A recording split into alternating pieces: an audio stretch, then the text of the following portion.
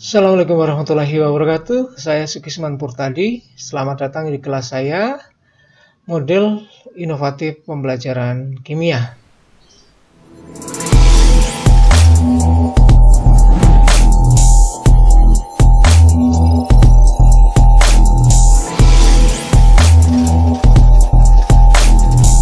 Kali ini kita akan membahas tentang komponen pembelajaran. Sebelum kita belajar tentang bagaimana strategi pembelajaran yang inovatif di dalam pembelajaran kimia. Jadi, topik kali ini adalah tentang komponen pembelajaran dan bagaimana setiap komponen itu nanti kan kita lihat dan kita bahas, kita diskusikan bagaimana komponen-komponen itu berinteraksi di dalam penentuan strategi pembelajaran. Apa yang akan kita bicarakan hari ini? Yang pertama adalah komponen pembelajaran itu sendiri, kemudian yang kedua adalah interaksi dari setiap komponen itu untuk menentukan saat kita menentukan strategi pembelajaran. Jadi ada dua hal itu yang akan kita bicarakan, hanya dua, tapi mudah-mudahan itu bisa menjadi kajian yang lebih mendalam, diskusi yang mendalam untuk kita bahas hari ini.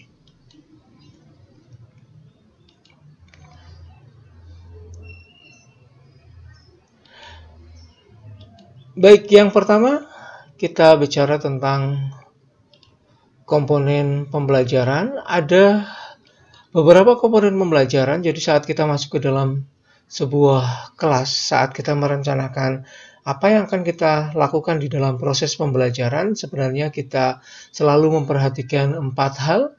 Yang pertama adalah bagaimana tujuan pembelajaran itu. Jadi selalu kita akan menetapkan apa yang menjadi tujuan pembelajaran, walaupun kadang-kadang tidak selalu bahwa tujuan pembelajaran itu kita tetapkan sebagai yang pertama saat kita merencanakan sebuah pembelajaran. Kadang-kadang kita menentukan dulu strategi pembelajaran yang akan kita gunakan.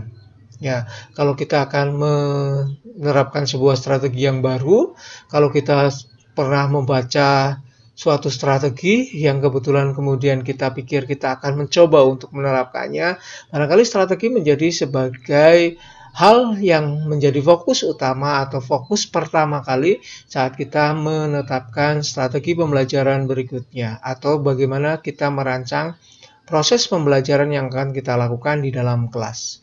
Yang lainnya adalah kita akan melihat juga kontennya. Jadi bagaimana kita merencanakan juga ditentukan oleh konten pembelajarannya. Dan yang terakhir adalah bagaimana kita akan mengevaluasi proses pembelajaran itu atau hasil pembelajaran itu. Jadi evaluasi juga menjadi salah satu faktor penentu bagaimana kita akan merencanakan pembelajarannya. Kadang-kadang bahkan evaluasi menjadi salah satu fokus yang pertama kali kita lihat saat merencanakan pembelajaran. Anda tidak percaya?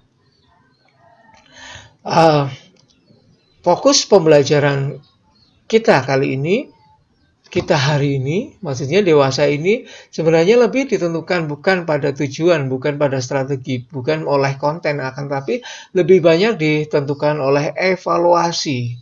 Karena kebanyakan dari kita, proses pembelajarannya tergantung pada ujian nasional. Bagaimana ujian itu akan dilakukan, hal-hal apa saja yang muncul di dalam ujian, dan juga ujian masuk perguruan tinggi, ujian akhir sekolah ya, ujian akhir sekolah atau ujian masuk ke perguruan tinggi.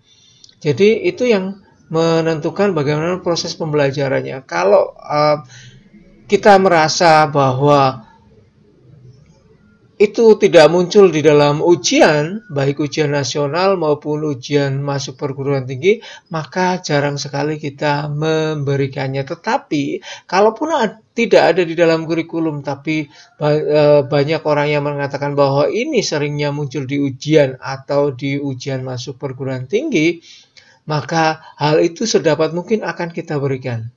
Nah, itu mengapa evaluasi menjadi salah satu faktor menentukan bagaimana kita akan merencanakan proses pembelajarannya. Gitu. Jadi tidak selalu bahwa tujuan itu yang pertama. Anda bisa menyadarinya sekarang.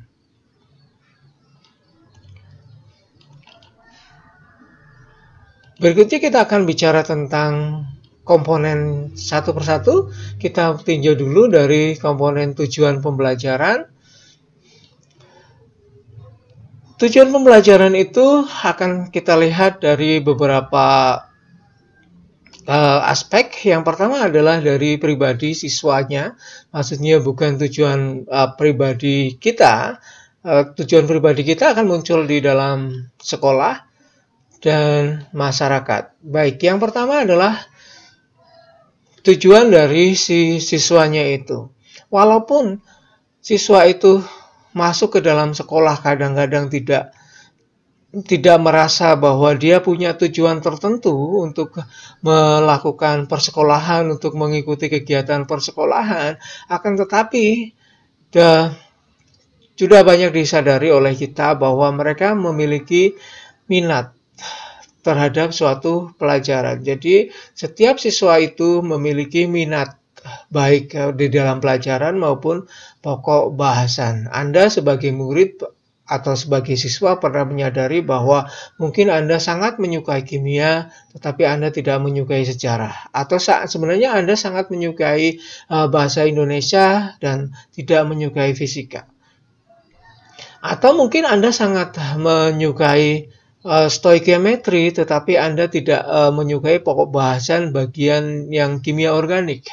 Atau Anda sangat suka dengan gugus fungsi, tetapi Anda tidak suka dengan laju reaksi dan sebagainya seperti itu. Itu adalah bahwa di dalam setiap diri kita sebagai siswa telah dipelajari oleh juga ahli-ahli yang lain, kita memiliki minat tertentu di dalam sebuah proses pembelajaran maupun secara lebih luas di dalam sebuah sekolah.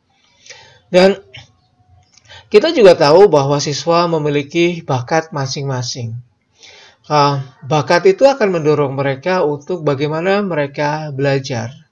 Kalau bakat mereka di bidang seni misalnya, terutama misalnya tarik suara. Kenapa istilahnya tarik suara ya? Ditarik mungkin ya suaranya ya. Seperti itu, maka kecenderungannya mereka akan mengarahkan energinya dan usaha proses pembelajarannya ke arah situ. Itu yang dilakukan oleh siswa kita. Jadi tanpa mereka sadari bahwa mereka melakukan proses pembelajaran dengan didasari oleh minat, bakat, interest, juga motivasi. Apa sih motivasi mereka untuk belajar sesuatu? Baik, kita mengenal motivasi itu ada dari dalam atau yang kita sebut sebagai intrinsik dan motivasi dari luar atau ekstrinsik. Kadang-kadang kita memang susah untuk membedakan apa sih yang dimaksud dengan motivasi. Apakah sesuatu itu masuk di dalam motivasi intrinsik atau motivasi ekstrinsik.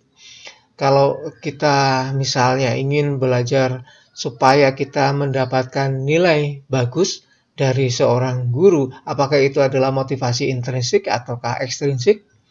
Nah, di bahasan yang lain mungkin kita akan mencoba untuk membahas itu, tetapi di sini kita hanya melihat bahwa setiap individu itu unik, setiap individu itu punya kekhasan tersendiri yang kadang-kala kita sebagai seorang guru tidak bisa memaksa mereka untuk menjadi seperti yang kita inginkan. Dan itu sebenarnya juga tidak boleh. Jadi kita tetap melihat setiap individu itu sebagai mana mereka adanya. Dan kita sebagai seorang guru harus melihat apa sih minat mereka, apa sih ketertarikan mereka, bakat mereka, motivasi mereka. Berikutnya adalah setiap siswa juga dibekali dengan rasa ingin tahu. Rasa ingin tahu itu bisa muncul atau tidak muncul. Kita sebagai seorang yang dibesarkan di dunia budaya Asia, tidak hanya di Indonesia, yang mengatakan bahwa sebaiknya atau Anda lebih baik diam, gitu. Diam adalah emas, maka rasa ingin tahu itu kadang-kadang menjadi sesuatu yang terpendam, gitu. Ya, kadang-kadang siswa kita tidak memiliki minat terhadap kimia, siswa kita tidak memiliki motivasi tertentu terhadap kimia, tetapi mereka juga bisa memiliki rasa ingin tahu. Nah, kadang-kadang kita perlu memunculkan rasa ingin tahu mereka kalau mereka tidak punya minat terhadap kimia, kalau mereka tidak punya bakat terhadap sains, kalau mereka juga tidak punya motivasi tertentu terhadap pelajaran kita. Misalnya nih, mereka ada di kelas yang jurusannya IPS, tetapi sekolahnya menempatkan mereka mata pelajaran peminatannya adalah kimia. Nah, mereka seperti tidak punya minat, mereka tidak punya motivasi untuk belajar kimia, tetapi kita bisa membangkitkan rasa ingin tahu mereka. Gitu. Itu adalah bentuk-bentuk tujuan yang tidak terlihat di dalam setiap diri siswa kita. Kemudian tujuan berikutnya adalah bahwa di siswa kita sebenarnya walaupun mereka belum menyadari bahwa mereka punya tujuan ini, tetapi sebenarnya nanti kalau mereka sudah terjun ke masyarakat, tujuan ini menjadi juga sebagai bekal yang penting untuk terjun di dalam masyarakat, yaitu keterampilan untuk hari ini atau keterampilan yang mereka butuhkan untuk memecahkan masalah yang berkaitan dengan akademik atau berkaitan dengan mata pelajaran, dan keterampilan juga untuk hari nanti, artinya bagaimana mereka bisa memecahkan masalah-masalah yang ada di dalam kehidupan mereka di masyarakat. Hal ini tidak mereka sadari, tetapi mereka perlu. Jadi sesuatu yang mereka sepertinya sedang tidak mereka inginkan, tetapi sebenarnya mereka butuhkan. Itu. Jadi di samping yang tadi semua aspek afektif, kita juga melihat aspek keterampilan, baik keterampilan tangan kita, tangan siswa, maupun keterampilan berpikir mereka. Itu yang menjadi tujuan. Kalau mereka ditanya langsung apa sih tujuan mereka berada di dalam kelas kimia, mereka mungkin tidak akan menjawab sampai sedemikian detail seperti yang saya sampaikan di sini. Tetapi ini adalah hal yang juga harus kita perhatikan sebagai seorang guru. Dan yang terakhir adalah tentu saja kita tidak bisa lepas dari pengembangan kemampuan intelektual mereka, terutama bagaimana mereka bisa menguasai, kalau kita adalah mata pelajaran kimia, berarti menguasai kimia. Jadi bagaimana mereka bisa mengakuisisi konsep-konsep maupun hal-hal yang lain yang berhubungan dengan tujuan pembelajaran. Selanjutnya kita akan melihat bagaimana tujuan itu ditinjau dari sisi sekolah. Kita sebagai warga dari sekolah akan melihat bahwa tujuan sekolah, masing-masing sekolah itu akan berbeda. Mungkin Anda pernah melihat visi misi dari sekolah masing-masing. Kalau belum pernah, nanti Anda silakan berkunjung lagi ke sekolah Anda, atau mungkin kalau Anda nanti masuk ke Prodi Pendidikan Kimia, lihat visi dan misi dari Prodi Pendidikan Kimia. Di sana itu adalah bagian dari tujuan dari organisasi sekolah. Jadi kalau Anda masuk ke sebuah sekolah, lihat visi misinya apa sih sebenarnya.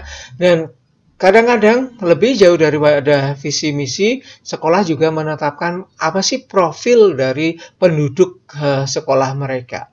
Jadi misalnya apa sih yang diinginkan sekolah terhadap guru, mereka menampilkan sebagai profil guru di sekolah tersebut. Kemudian tentu saja kalau ada profil guru, ada profil siswa dari SMA tersebut. Jadi itu adalah bentuk dari tujuan organisasi sekolah. Nah, kita sebagai seorang guru yang masuk di dalam sistem sekolah itu atau organisasi sekolah itu berusaha untuk mewujudkan tujuan dari sekolah tersebut. tersebut.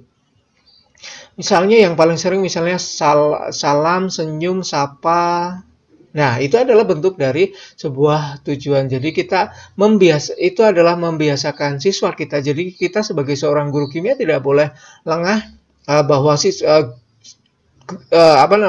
sekolah kita menginginkan bahwa siswanya harus seperti itu. Kalau ketemu dengan anggota sekolah yang lain harus bertegur sapa, memberikan salam, kemudian tersenyum, apalagi mungkin serius, kemudian bahwa mereka harus sukses dalam hal apapun, maka kita mendorong di dalam proses pembelajaran kita mencapai tujuan tersebut. Itu yang dimaksud dengan organisasi sekolah memiliki tujuan. Dan lebih besar lagi, sekolah kita tentu saja ingin melaksanakan kurikulum, mencapai tujuan yang ada di dalam kurikulum, mensukseskan pelaksanaan kurikulum tersebut. Jadi, ini adalah tujuan dari sekolah kita. Jadi, tujuan besarnya ada di dalam kurikulum. Tidak hanya sekedar kita membaca kompetensi dasarnya, bukan di situ saja, tetapi tujuan-tujuan yang lebih besar dari itu. Di atas KD ada kita punya kompetensi inti, dan di atas kompetensi itu kita punya tujuan nasional pendidikan, tujuan pendidikan secara nasional. Jadi proses itulah yang harus juga kita perhatikan, bahwa kita harus ikut mensukseskan atau ikut mencapai tujuan dari kurikulum. Selain itu sebenarnya ada tujuan dari kita sebagai seorang guru masuk juga di dalam organisasi sekolah. Kita punya tujuan tertentu, misalnya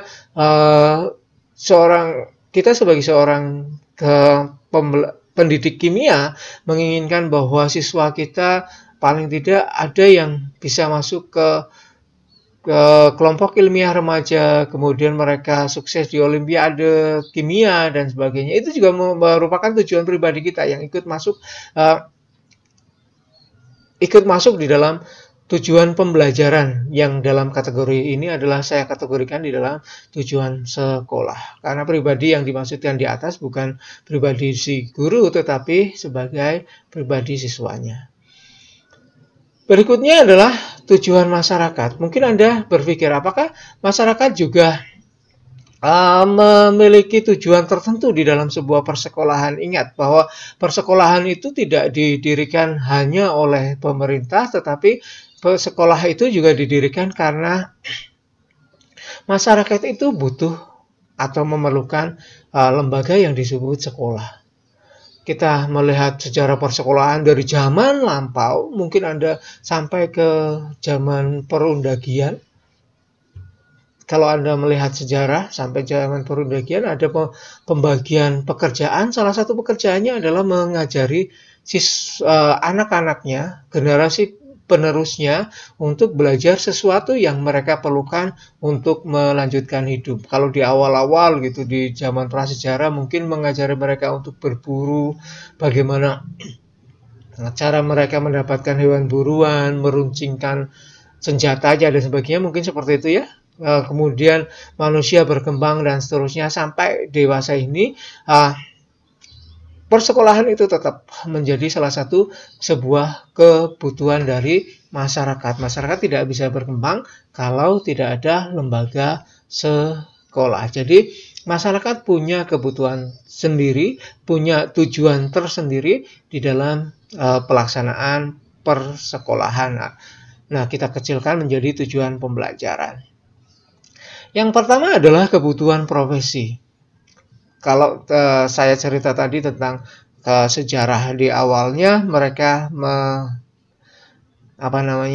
mengajari generasi penerusnya untuk berburu atau bercocok tanam atau yang lain-lainnya, maka kita bisa melihat bahwa tujuan persekolahan itu adalah memenuhi kebutuhan profesi yang akan dijalani oleh siswa kita begitu mereka terjun ke masyarakat. Jadi itu adalah tujuan masyarakat.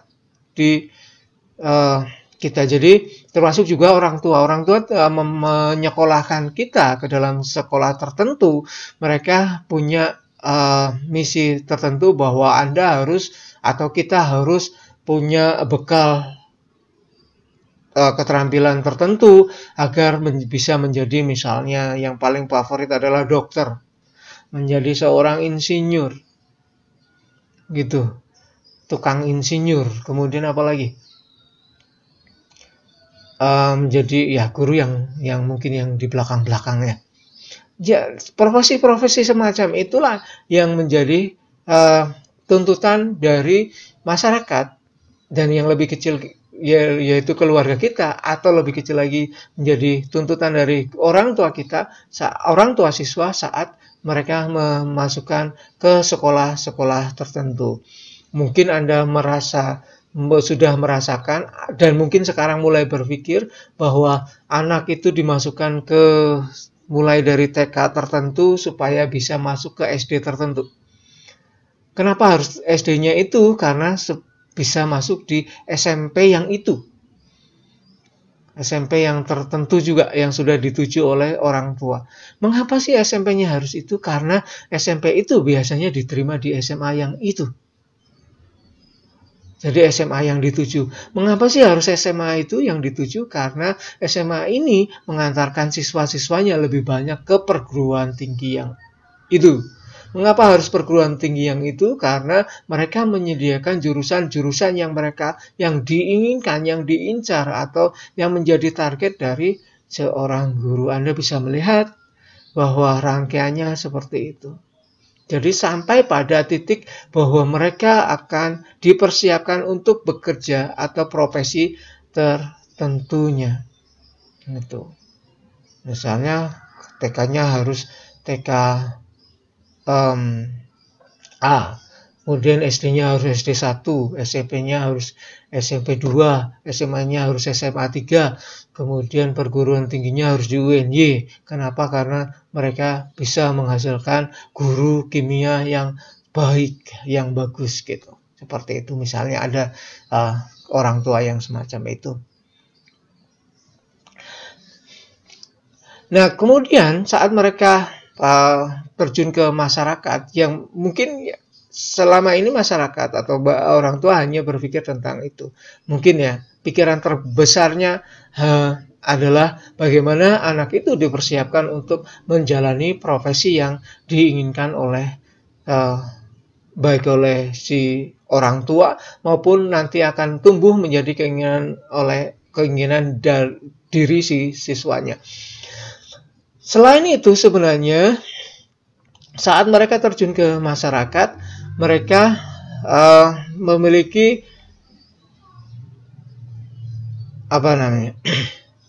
saat mereka terjun ke masyarakat, mereka harus punya pengetahuan tentang bagaimana interaksi antara pengetahuan IPA, terutama kimia yang mereka peroleh di dalam sekolahan, dengan bagaimana masalah-masalah yang ada di dalam sosial masyarakat kita.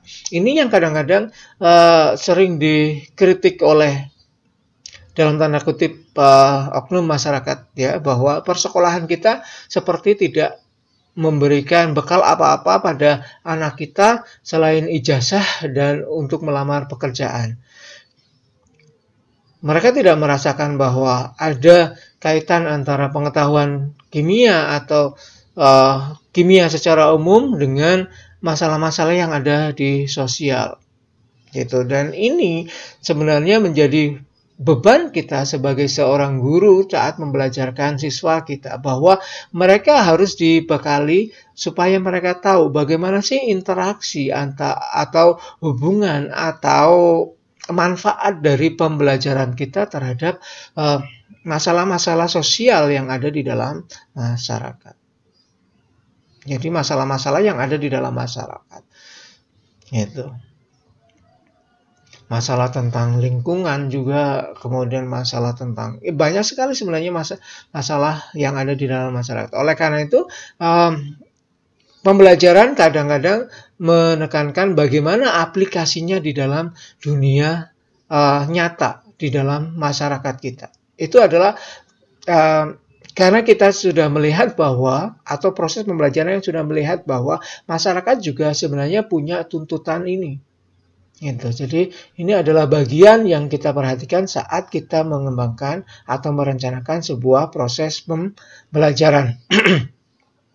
Dan yang berikutnya adalah kita harus bisa membekali siswa kita supaya dapat berkontribusi dan berpartisipasi di dalam masyarakat. Setelah mereka tahu sebenarnya kimia itu untuk apa, kemudian prosesnya di dalam masyarakat yang butuh kimia itu yang seperti apa, mungkin masalah-masalah sosial yang dapat dipecahkan dengan pembelajaran kimia, bukan hanya konsepnya, tetapi juga proses pembelajaran kimia itu yang mana, gitu, seperti itu. Jadi kita mempersiapkan mereka supaya mereka menjadi calon warga negara yang baik, calon anggota masyarakat yang baik.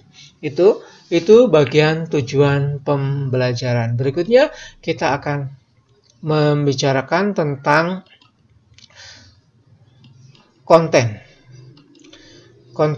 pembelajaran. Konten pembelajaran akan kita tinjau dari 3 hal juga. Yang pertama adalah konten dari materinya atau kimia itu sendiri, kemudian teknologinya. Jadi sebenarnya selain belajar tentang kimia juga kita sebenarnya dituntut untuk belajar teknologi, dan yang terakhir adalah sumber belajarnya atau medianya.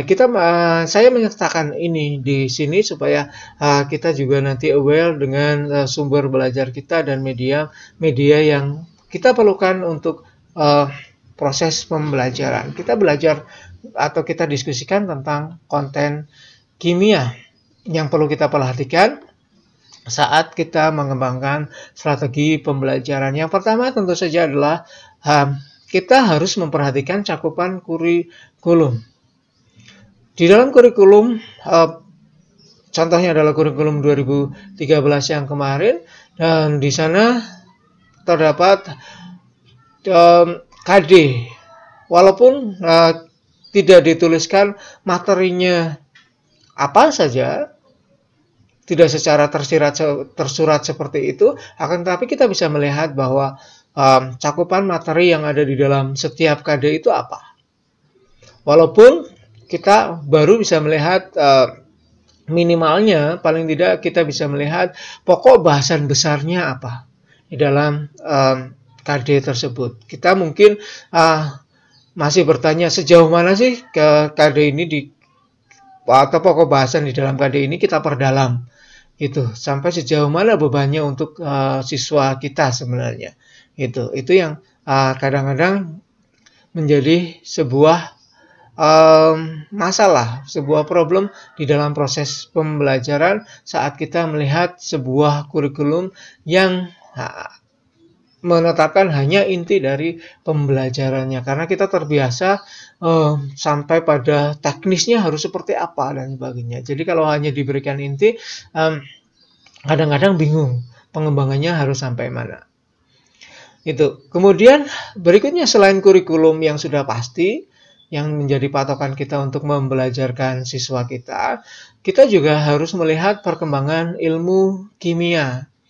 Jadi perkembangan ilmu kimia, terutama juga hasil-hasil penelitian oleh orang yang berkecimpung di dunia kimia maupun pendidikan kimia juga harus kita perhatikan.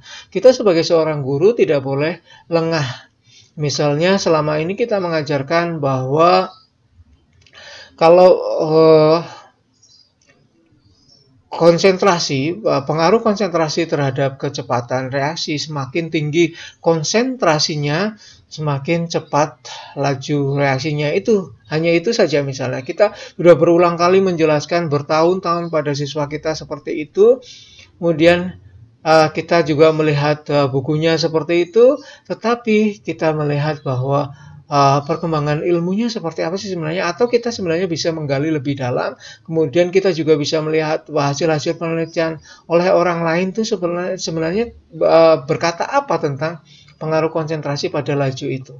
Nah, kemudian kita bisa melihat, oh ternyata ada sesuatu yang belum benar dengan pernyataan kita pada siswa kita. Itu jadi perkembangan ilmu menjadi juga bagian yang harus kita perhatikan. Jadi jangan merasa nanti kalau Anda sudah bertahun-tahun mengajar kimia, yang penting yang seperti ini yang sudah saya ajarkan pada siswa kita. Toh hasilnya di ujian nasional mereka juga sudah lolos dengan apa yang saya ajarkan dan mereka nilainya bagus. Mereka bisa masuk ke perguruan tinggi favorit 10 besar perguruan tinggi di Indonesia loh dengan pembelajaran ini. Tidak boleh seperti itu. Jadi kita harus tetap melihat perkembangan ilmu kita. Mungkin kita sudah membelajarkan yang menurut kita sudah benar. Nah, kita cari bahwa ternyata memang sudah benar atau mungkin ada sesuatu yang perlu kita perbaiki. Kemudian konten kimia kita juga harus kita tempeli atau kita kita susupi gitu dengan aplikasi kimia. Jadi tidak boleh kimia itu konten hanya bicara tentang konten kimia, hanya tentang materinya saja, tetapi ya konsep-konsepnya saja, tetapi juga harus kita bekali siswa kita dengan konten yang menunjukkan aplikasi kimia di dalam masyarakat, lingkungan, dan sebagainya. Jadi aplikasi kimia di dalam proses kehidupan mereka sehari-hari itu akan menjadi bagian dari konten yang harus kita perhatikan. Konten yang lainnya adalah teknologi. Teknologi itu bisa menjadi sesuatu yang kita tempatkan sebagai tujuan, artinya yang akan kita capai.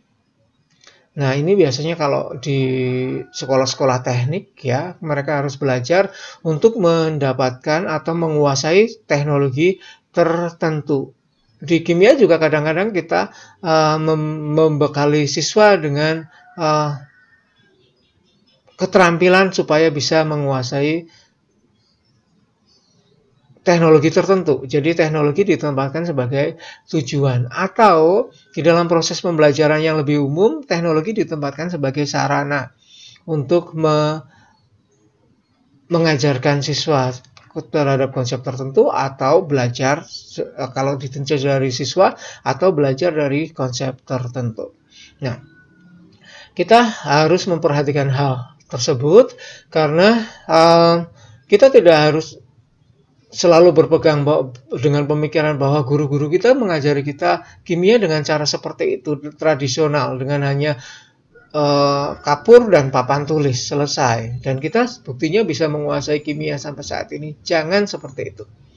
Jadi tidak boleh kita berhenti pada hal-hal yang toh selama ini seperti ini nyaman-nyaman saja. Jadi kita harus bisa, sebagai seorang guru yang baik, kita harus bisa keluar dari zona itu, keluar dari zona nyaman. Kenapa kita harus keluar dari zona nyaman? Kata lagu katanya, karena kita bukan seekor sapi. Makanya kita harus bisa keluar dari zona nyaman. Itu kita harus melihat bahwa teknologi semakin berkembang. Jadi kita harus bisa membelajarkan siswa dengan memanfaatkan teknologi. Paling tidak, kalau kita tidak bisa membelajarkan bahwa siswa kita harus belajar teknologi tertentu, paling tidak kita juga bisa mengajari mereka dengan menggunakan teknologi yang sudah ada, yang kita mengikuti perkembangan teknologi. Nah, sebuah shock terapi yang terjadi dengan dalam tanda kutip tidak kita sengaja, tidak by design oleh pemerintah maupun oleh sekolah adalah pandemi ini. Kita bisa melihat bahwa sebelum tahun 2020, bahkan mepet-mepet tahun 2020, saat kita sebagai seorang guru ditawari untuk mengajarkan, atau mungkin Anda sebagai seorang mahasiswa ditawari untuk belajar dengan cara online, Anda mungkin akan berpikir, dan kita mungkin akan berpikir, mungkin 5 kali, 7 kali, atau ribuan kali, atau mungkin kita tempatkan bahwa kelas online itu menjadi bagian yang terakhir, menjadi alternatif pilihan yang terakhir. Tetapi begitu ada pandemi dan kita masuk di dalam dunia yang harus tetap mengajar dengan kondisi tidak bisa bertatap muka langsung, maka online tiba-tiba menjadi sebuah pilihan yang pertama. Dan sontak itu apa? Shock yang tiba-tiba. Kita harus belajar teknologi itu untuk menyampaikan materi tertentu kepada siswa kita. Dari tingkat SD, bahkan dari tingkat usia dini, pembelajaran anak usia dini atau tingkat PAUD sampai tingkat perguruan tinggi mengajarkan dengan menggunakan teknologi terbaru. Siapa yang mengenal Zoom tahun 2019? Hanya sedikit orang. Siapa yang mengenal Webex? Hanya sedikit. Saat Webex dikenal, saya menggunakan merek, misalnya menggunakan video conference ya, kata umumnya saja. Video conference, banyak orang yang menganggap terlalu high tech, kita tidak bisa melakukannya. Walaupun sebenarnya siswa kita mereka sudah terbiasa dengan HP, tetapi kita menolak bahwa high tech kita tidak bisa melaksanakan karena siswanya tidak memiliki hal itu. Kadang-kadang pertanyaannya siswanya atau kita sebagai gurunya yang tidak mau belajar tentang itu. Dan ini adalah paksaan yang bagus, ya.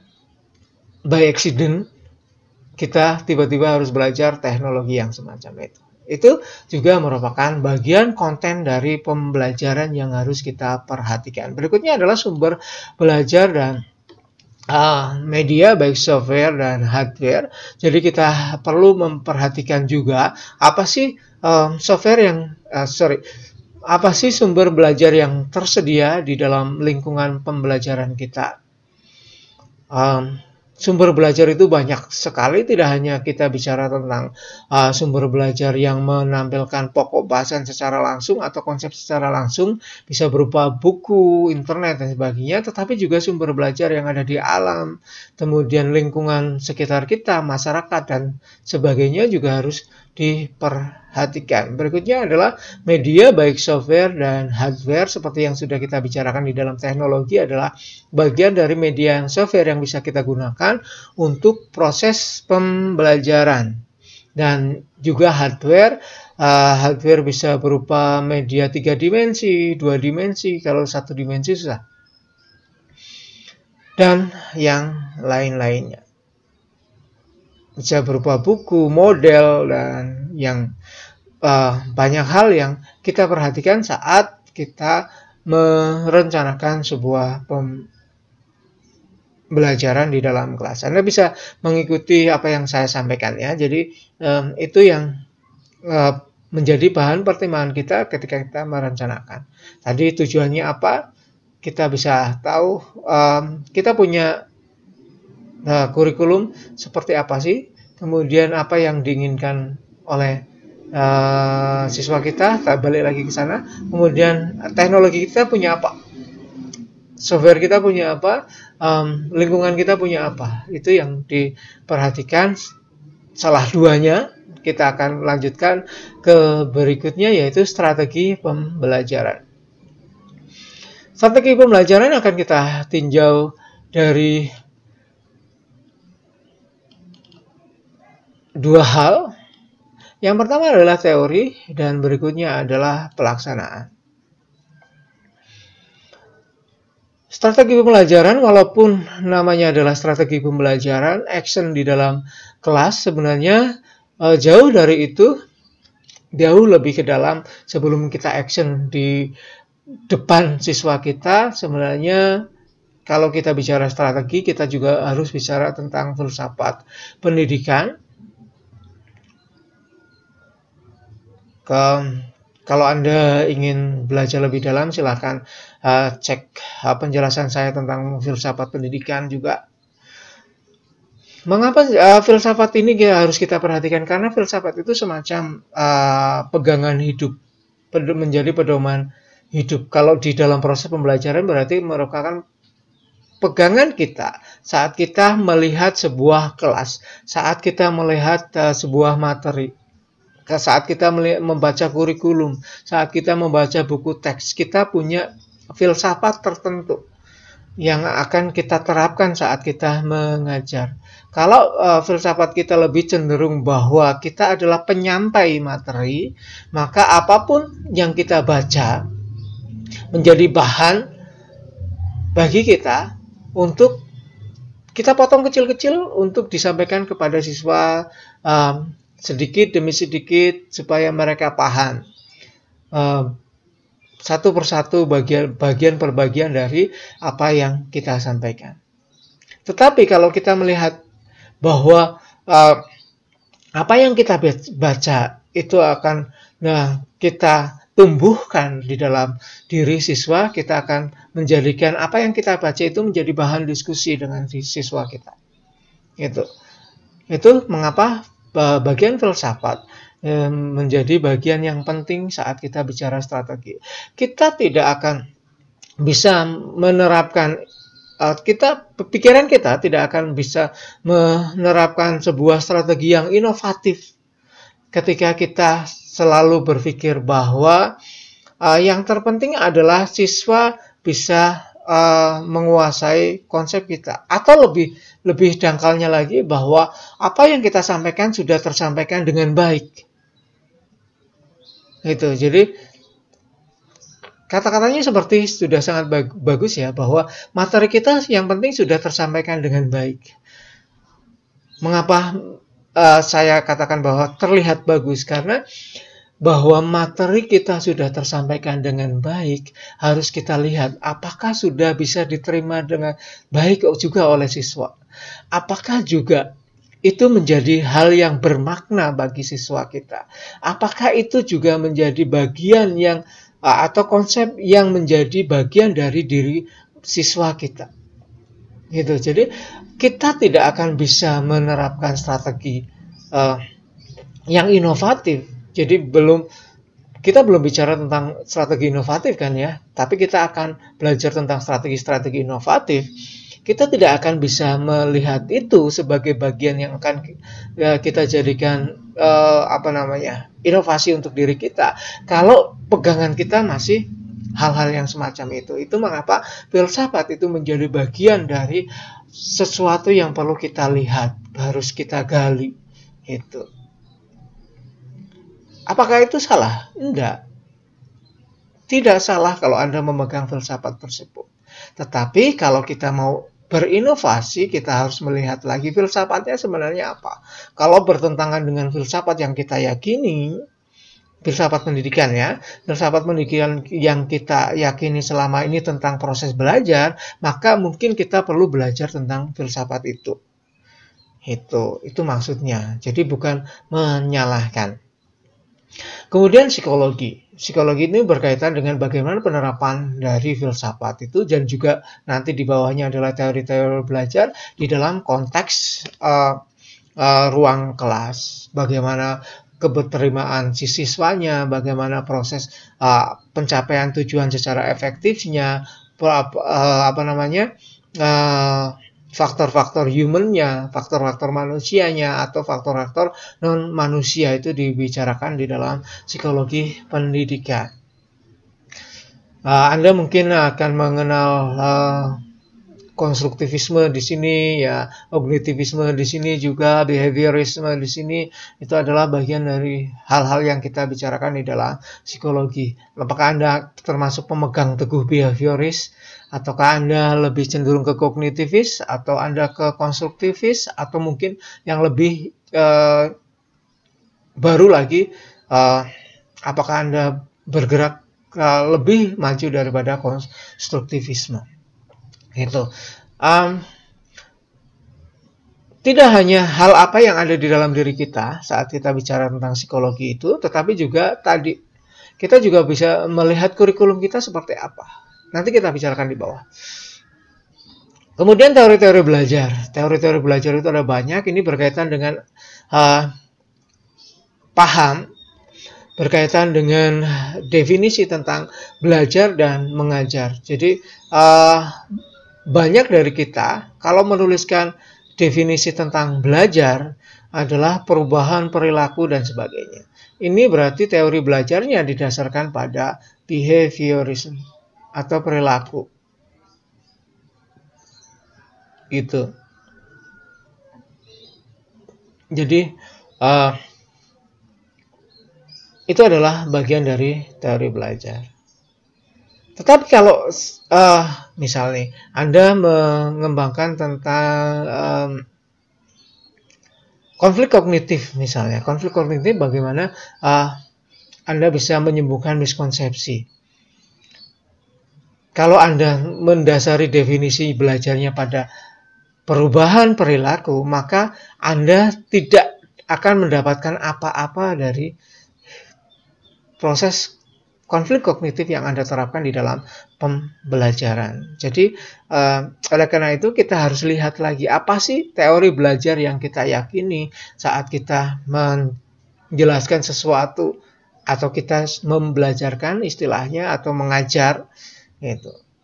Jadi mengajar itu juga harus dilihat apa sih yang dimaksud dengan belajar. Kalau kita hanya yakin bahwa belajar itu perubahan tingkah laku dan sesuatu yang diukur dengan menggunakan perilaku, maka proses pembelajaran kita juga akan fokusnya akan di situ.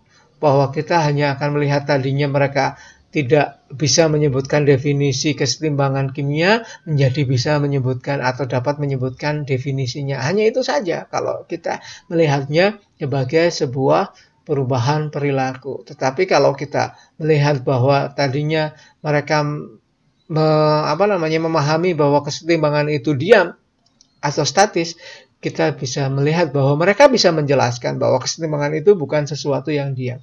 Jadi ada hal yang lebih daripada sekedar perubahan perilaku. Itu ada di dalam teori belajar. Oleh karena itu, mengapa kita perlu belajar teori-teori belajar? Lebih sempit daripada filsafat dan psikologi. Dan lebih sempit lagi dari teori belajar adalah strategi pembelajaran. Jadi tentang pendekatan, kemudian tentang model, tentang metode dan teknik pembelajaran. Anda sudah belajar tentang model-model pembelajaran dan kita belajar tentang model inovatif pembelajaran. Jadi Anda harus menguasai lagi. Dan terima kasih Anda kemarin sudah belajar, walaupun mungkin ada yang belajarnya mendadak sebelum Senin ini, tentang strategi pembelajaran, tentang pendekatan, tentang metode, dan seterusnya. Gitu ya. Dan Anda sudah mengirimkan komentarnya di setiap itu. Mengapa saya menginginkan Anda untuk berkomentar? Supaya Anda mendengarkan penjelasan dengan baik. Paling tidak Anda mendengarkan penjelasan, paling tidak Anda melihat outline-nya gitu. Kemudian Anda catat, Anda lihat gitu. Itu ya, supaya Anda belajar lagi. Jangan sampai waktu Anda ujian skripsi, Anda ditanya tentang metode tertentu, Anda menyampaikan apa sih mengapa ini disebut sebagai metode, Anda menjawab, saya tidak pernah belajar apa itu metode gitu. Jangan sampai seperti itu, maka saya menginginkan Anda untuk belajar lagi. Gitu. Karena ini adalah dasar yang paling besar sebelum kita belajar tentang model inovatif pembelajaran kimia. Berikutnya adalah strategi pembelajaran, kita tinjau dari pelaksanaannya. Kita tinjau pelaksanaan itu, kita lihat dari aplikasi teori itu di dalam pembelajaran. Jadi setelah kita tahu tentang filsafatnya, tentang kita tidak hanya sekedar menghafal tentang eksistensialisme itu apa sih sebenarnya, esensialisme itu apa, tetapi kita juga belajar tentang bagaimana sih menerapkan itu di dalam kelas kita. Bagaimana sih sebenarnya pendekatan STEM itu. Bukan hanya itu, tetapi bagaimana kita menjalankan pendekatan STEM di dalam kelas kita. Itu. Demonstrasi yang POI itu gimana sih sebenarnya itu, tetapi juga kita belajar POI itu langkah-langkahnya seperti apa. Itu adalah aplikasi teori. Jadi tadi saya sudah menjelaskan kalau kita bijakannya pada teori belajar yang behaviorisme, proses pembelajaran kita mesti akan arahnya sana. Kalau kita konstruktivisme, proses pembelajaran juga akan diarahkan pada konstruktivisme. Tidak berarti bahwa behaviorisme itu lebih jelek daripada konstruktivisme, tidak, karena behaviorisme juga punya sisi-sisi yang diperlukan di dalam proses pembelajaran. Bahkan behaviorisme juga mulai berkembang lagi, bagaimana behaviorisme itu ditinjau ulang gitu. Anda silakan baca lagi tentang bagaimana dalam tanda kutip adalah new behaviorism. Kemudian yang berikutnya adalah kemampuan guru. Tidak bisa dipungkiri bahwa ketika kita bisa membelajarkan siswa kita, membelajarkan kimia pada siswa kita, bagaimanapun kita ingin menerapkan sebuah strategi pembelajaran, itu kadang-kadang sangat dipengaruhi oleh kemampuan kita sebagai seorang guru. Itu tidak perlu malu bahwa bagian ini memang sangat-sangat berpengaruh bagaimana kita menerapkan strategi pembelajaran. Kemampuan ini tidak hanya mungkin kalau kita menggunakan teknologi, kemampuan penggunaan teknologinya, tidak hanya itu, tetapi juga pemahaman kita terhadap si strategi yang kita terapkan. Misalnya, kalau Anda menerapkan tentang inquiry, seperti yang sekarang ramai digunakan di kelas, di sekolah, kita akan melihat bahwa pada bagian menanya atau menyampaikan pertanyaan, si guru selalu menginginkan siswanya bertanya, misalnya, apa rumus kimianya, kemudian apa kegunaannya, ini maksudnya apa. Sebenarnya pertanyaan yang disampaikan bukan itu, tetapi karena kemampuan kita sebagai seorang guru baru sebatas itu, maka yang dikembangkan itu. Padahal bahwa inquiry yang diinginkan, pertanyaannya bukan itu, tetapi pertanyaan yang investigatif. Tetapi karena kemampuan kita belum sampai pada bagaimana sih membuat pertanyaan yang investigatif, maka pelaksanaan inquiry jadi seperti itu. Oleh karena itu, strategi pembelajaran sangat dipengaruhi oleh kemampuan kita sebagai seorang guru di dalam melaksanakan strategi tersebut. Kemudian berikutnya adalah gaya belajar siswa. Di dalam pelaksanaan strategi pembelajaran tidak juga sangat tergantung pada gaya belajar siswa kita. Ini berkaitan dengan yang tadi yang di depan. Bagaimana mereka berminat, bagaimana mereka punya bakat tertentu, dan juga punya kecerdasan tertentu, sebenarnya harus kita perhatikan. Bahwa gaya belajar setiap siswa itu punya gaya belajar masing-masing. Ada yang sukanya sambil mendengarkan musik, ada yang sambil joget-joget TikTok, ada yang harus menyendiri. Mereka bisa belajar langsung dari materi yang kita berikan dalam bentuk handout gitu, atau mungkin mereka harus diskusi, mereka harus menjelaskan tipenya audio, ada yang tipenya visual atau video, ada yang tipenya gerak, ada yang harus diaplikasikan, kecerdasan yang natural gitu dan sebagainya. Jadi gaya belajar siswa itu juga harus kita perhatikan. Tetapi persekolahan kita yang sekarang itu lebih banyak memaksa siswa untuk gaya belajarnya sama, gitu, sama dengan gurunya. Kalau Anda melihat penjelasan saya tentang filsafat, nanti Anda akan melihat bahwa selama ini proses persekolahan itu sebenarnya menekankan pada filsafat yang mana, teori belajar yang mana gitu ya. Kemudian memaksakan, Pak Krisman tadi bilang memaksa pada gaya belajar yang seperti apa gitu. Ya, seperti yang kita lakukan sekarang ini juga, bahwa Anda harus mendengarkan penjelasan saya gitu. Tetapi saya menginginkan Anda untuk menyampaikan sesuatu dari apa yang saya jelaskan, kemudian kita mencoba untuk secara bertahap. Yang pertama Anda komentar dulu, nanti kemudian kita akan melakukan diskusi. Itu ya, untuk komentarnya yang harus Anda tuliskan di video ini adalah silakan Anda berkomentar tentang strategi pembelajaran apa sih yang banyak Anda temui selama Anda bersekolah di tingkat TK, mungkin Anda yang TK, atau kalau Anda melewati masa itu dari SD sampai ke perguruan tinggi atau S1 yang sekarang di semester 5. Itu kemudian silakan Anda gali. Jadi yang pertama adalah Anda sebutkan dulu strategi apa sih yang paling banyak digunakan, paling banyak. Kemudian Anda sampaikan apakah Anda nyaman dengan strategi tersebut, kemudian kelebihannya menurut Anda dan kekurangannya menurut Anda. Tulis singkat saja, jangan terlalu banyak. Kemudian tulis itu di dalam kolom komentar di video ini.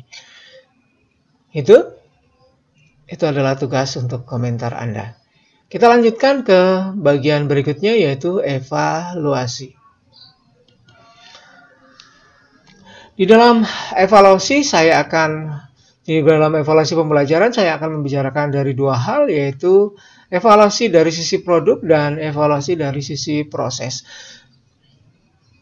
Kalau kita tadi melihat teknologi itu sebagai tujuan dan sebagai sarana, yang dimaksud dengan evaluasi ini bukan evaluasi sebagai produk dan evaluasi sebagai proses, walaupun nanti salah satunya akan mirip seperti itu, tetapi saya ingin membicarakan bahwa evaluasi pembelajaran itu bisa dilakukan dengan produknya. Produknya apa saja?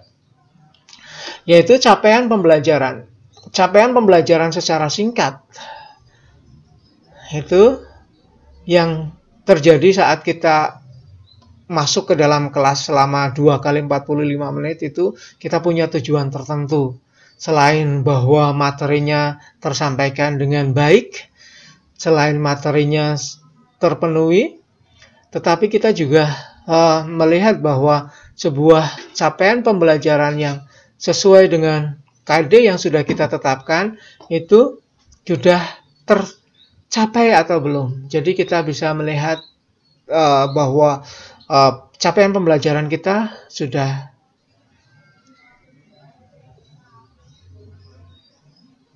tercapai atau belum.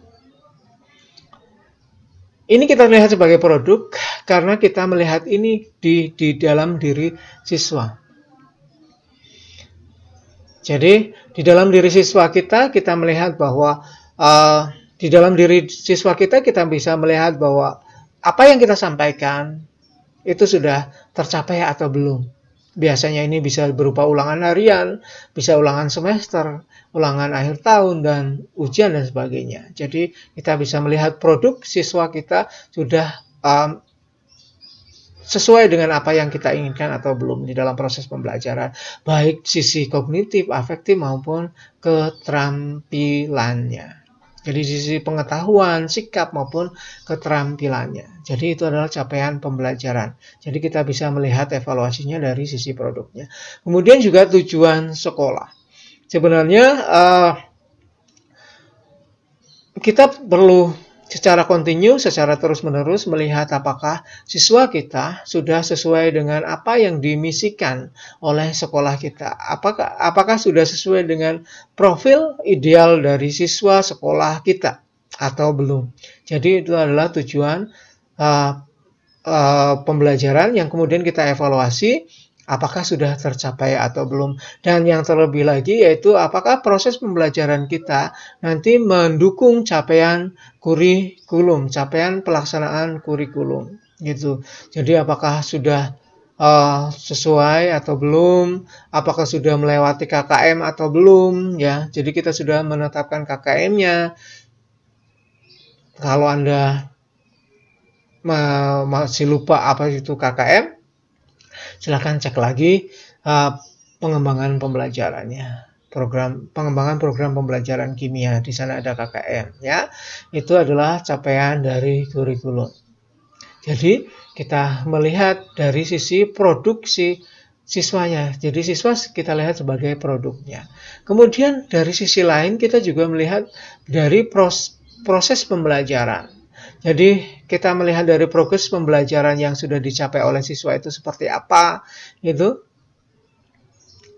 Kita evaluasi selama prosesnya. Kita tidak hanya melihat hasil pembelajaran di akhir setelah kita selesai, tetapi kita juga bisa melihat selama proses pembelajaran itu siswa ngantuk atau tidak, mungkin mereka bersemangat atau tidak, interest mereka seperti apa gitu.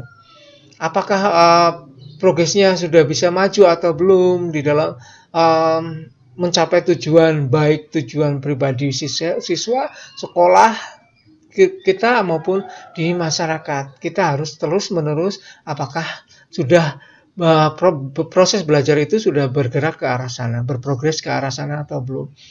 Kemudian juga proses pembelajaran itu sendiri. Kita bisa melihat bagaimana keterlaksanaan dari rencana pembelajaran kita. Apakah kita terlalu memaksa siswa supaya pembelajarannya bisa mencapai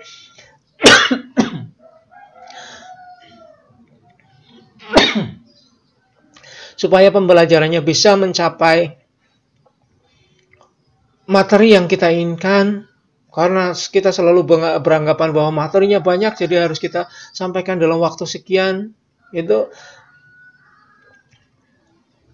Kemudian tapi pelaksanaannya ternyata tidak bisa, seperti misalnya kita menginginkan mereka paham dengan kecepatan penyampaian materi yang kita berikan, tetapi ternyata mereka lambat, atau justru kita terlalu lambat karena siswanya lebih mudah menguasai materi pembelajaran kita. Gitu. Jadi proses pembelajaran itu juga harus kita evaluasi dari sisi itu. Kemudian yang terakhir adalah pelaksanaan kurikulum. Jadi evaluasi pelaksanaan kurikulum. Proses ini akan kita lakukan seperti apa? Itu mengapa kita menetapkan bahwa evaluasi juga mempengaruhi strategi pembelajaran, karena kita bisa melihat bahwa seperti apa sih yang akan kita lakukan. Seperti apa cara evaluasi yang akan kita lakukan baik pada produk maupun pada proses. Di dalam proses penilaian, assessment, itu ada assessment yang kita sebut sebagai assessment as learning, assessment for learning, dan assessment of learning. Anda bisa melihat bahwa ada assessment sebagai sebuah proses pembelajaran. Jadi ada sebuah penilaian, tetapi juga merupakan sebuah pembelajaran bagi mereka.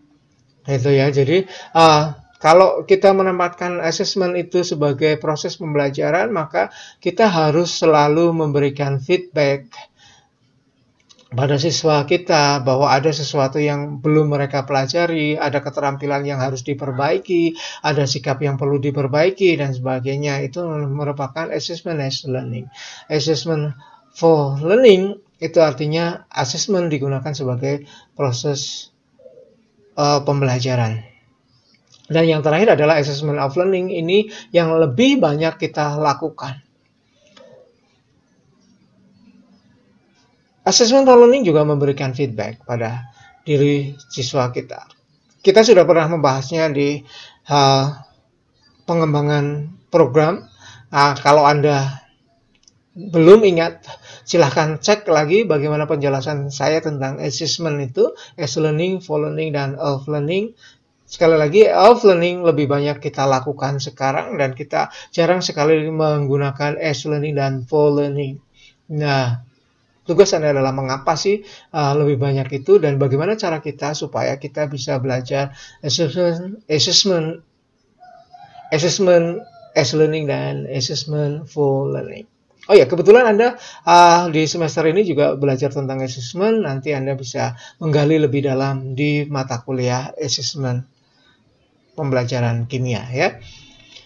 Itu tentang evaluasi, dan terakhir kita akan meninjau sebentar seperti rangkuman yang dari yang sudah kita bicarakan, yaitu tentang interaksi antar komponen. Kita sudah belajar tentang komponen-komponen itu masing-masing.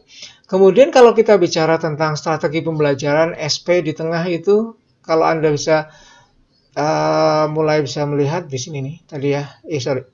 Ya itu di situ tuh. di tengah itu ya, SP, strategi pembelajaran, itu ditinjau dari tujuannya, dia punya tujuan, dia punya evaluasi, dia punya strategi, dia punya konten, itu bahwa kita juga punya sisi diri kita sebagai seorang guru, kemudian siswa kita, kemudian yang terakhir adalah sisi dari kurikulum kita. Jadi bahwa tujuan ketika kita akan menetapkan strategi pembelajaran ditinjau dari tujuan itu ada tujuan dari siswa kita, baik mereka sadari atau tidak. Mereka punya misi tentang tadi ada profesi, misi bagaimana mereka bisa berkontribusi ke dalam sosial gitu. Maupun mereka bisa mengembangkan diri mereka sendiri sebagai pribadi yang unik. Tetapi kita juga melihat bahwa ada sisi dari tujuan guru. Ada hal-hal yang perlu kita belajarkan pada diri siswa kita meskipun mereka belum menyadarinya sebagai sesuatu yang harus mereka pelajari. Gitu. Mungkin kita tidak akan membiarkan siswa kita misalnya nih mereka gaya belajarnya kebut semalam. Kita akan mencoba untuk menjadikan mereka supaya belajar itu continue gitu. Nah, kita memaksa mereka untuk belajar pelan-pelan, kita memaksa mereka untuk belajar langkah demi langkah yang terstruktur dan sebagainya. Jadi ada tujuan dari diri kita sebagai seorang guru saat kita membelajarkan. Tetapi bukan hanya tentang sisi siswa dan guru saat kita hadir di dalam sebuah kelas misalnya, kita juga melihat kurikulum. Kita juga melihat kurikulum sebagai sesuatu yang punya tujuan. Jadi kalau kita melihat tujuan, kurikulum juga punya tujuan tertentu. Ya, yang kita sebut sebagai KD kalau di dalam kurikulum 2013 itu. Punya beban tersendiri. Oleh karena itu, kalau kita melihat tujuan, maka guru akan meramu tujuan-tujuan ini semua menjadi satu tujuan. Belum selesai. Kita melihat konten mungkin bisa dilihat langsung dari tujuan tersebut. Belum selesai lagi, kemudian kita bisa melihat kita akan memilih strategi pembelajarannya seperti apa. Kalau di siswa kita, kebetulan kita sudah mensurvei bahwa mereka lebih banyak yang audio, mungkin kita bisa memilih strategi pembelajaran yang lebih banyak menjelaskan. Tetapi kalau mereka lebih banyak kinestetis misalnya, kita mungkin akan membelajarkan proses yang melibatkan bagaimana mereka bekerja dengan tangan, dengan pikiran dan sebagainya. Jadi ini juga harus diperhatikan. Nah, terlebih lagi saat kita bicara tentang itu, kita tidak hanya benturan antara diri kita sendiri dengan siswa, tetapi juga kurikulum kita. Ada standar yang disebut sebagai standar proses pendidikan. Jadi di dalam kurikulum juga salah satunya adalah standar nasional pendidikan, itu adalah ada bagian standar proses. Sebenarnya kurikulum kita itu menginginkan apa gitu. Jadi kalau sebagai seorang guru kita harus aware dengan ini, kita lihat ternyata kurikulum kita menginginkan bahwa proses pembelajaran itu harus yang inquiries, discovery, Anda lihat lagi ada problem based dan project based. Gitu. Jadi model-modelnya ternyata sudah ditentukan gitu. Jadi kita bisa mengembangkan mungkin pada bagian metodenya atau mungkin bagian tekniknya supaya project itu bisa sampai, bisa memecahkan problem gitu, atau mereka bisa berinquiry atau bisa mendiscover sesuatu. Jadi itu bagian strategi. Pada bagian yang lainnya adalah tentang evaluasi. Bagaimana proses evaluasi itu akan dilakukan dan apa saja yang akan dilakukan. Evaluasi juga mungkin bisa menjadi penentu atau juga mengikuti apa yang sudah kita lakukan. Kalau kita kita sudah menentukan bahwa strategi itu project based. Mengapa? Karena kita sudah melihat bahwa tujuan yang menjadi fokus dari ketiganya atau menjadi titik temu dari siswa, guru, dan kurikulum adalah mereka bisa mungkin memecahkan masalah dengan menggunakan project gitu ya, memecahkan masalah yang ada di dalam lingkungan dengan menggunakan project. Nah, itu semua kena semua dari sisi siswa, bagaimana kita bekali mereka supaya mereka bisa memecahkan masalah yang ada di dalam masyarakatnya. Dari sisi guru kita bisa memberikan pembiasaan pada mereka, dari kurikulum itu sudah sesuai dengan materinya itu. Nah, evaluasinya kemudian menjadi pengikut itu. Jadi evaluasinya tentu saja tidak ditekankan pada hanya pengetahuan, karena strategi yang kita pakai adalah strategi yang project based gitu. Maka kita akan mengembangkan pengetahuannya tidak hanya sekedar C1 sampai C2 tetapi C3 ya, tetapi sudah higher order thinking skill gitu. Jadi bagaimana mereka bisa menganalisis, menciptakan sesuatu, bisa mengevaluasi dan sebagainya. Itu tentang evaluasinya. Jadi mungkin evaluasinya lebih banyak ke keterampilannya, mungkin juga ke sikapnya dan sebagainya. Itu. Jadi itu adalah bagaimana kita menetapkan strategi pembelajaran dilihat dari keempat komponen tersebut. Interaksi ini tidak selalu berjalan seperti yang saya sampaikan. Interaksi ini bisa bolak-balik seperti yang sudah saya sampaikan. Tujuan tidak selalu menjadi hal yang pertama yang kita perhatikan. Kadang-kadang evaluasi menjadi hal yang pertama yang kita tentukan. Atau mungkin strategi pembelajaran, atau mungkin kontennya lebih banyak yang kita tentukan. Gitu. Jadi selama ini kalau Anda perhatikan bahwa bagian evaluasi yang menjadi bagian yang ditentukan pertama kali, atau mungkin pada bagian kontennya, karena kita sudah sangat kimia, jadi sudah hafal kimia, jadi kadang-kadang fokus utama kita saat menentukan strategi pembelajaran itu ditentukan dari kontennya.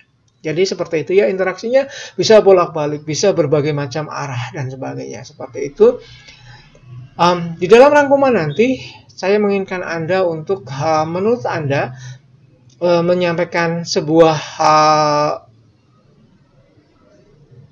rangkuman yang menunjukkan bagaimana arah dari setiap komponen itu saling berinteraksi. Tujuan, konten, strategi, dan evaluasi, juga faktor dari guru, siswa, dan kurikulum itu saling berinteraksi. Ini hanya contoh yang saya berikan, tetapi saya menginginkan Anda untuk mengembangkan rangkuman yang lebih dalam lagi, yang versi Anda, yang bisa menunjukkan pemahaman Anda, bagaimana sih Anda melihat interaksi antara komponen-komponen tersebut di dalam menetapkan strategi pembelajaran. Baik, itu materi kita untuk hari ini. Silakan Anda diskusi, silakan Anda mencoba untuk merangkum dan memahaminya, kemudian Anda sampaikan komentar yang menjadi pertanyaan saya tadi. Jadi tuliskan komentar sesuai dengan pertanyaan tadi. Kemudian untuk yang rangkumannya silakan Anda unggah di LMS Psikologi. Terima kasih, selamat belajar dan berdiskusi. Saya akhiri. Wassalamualaikum warahmatullahi wabarakatuh.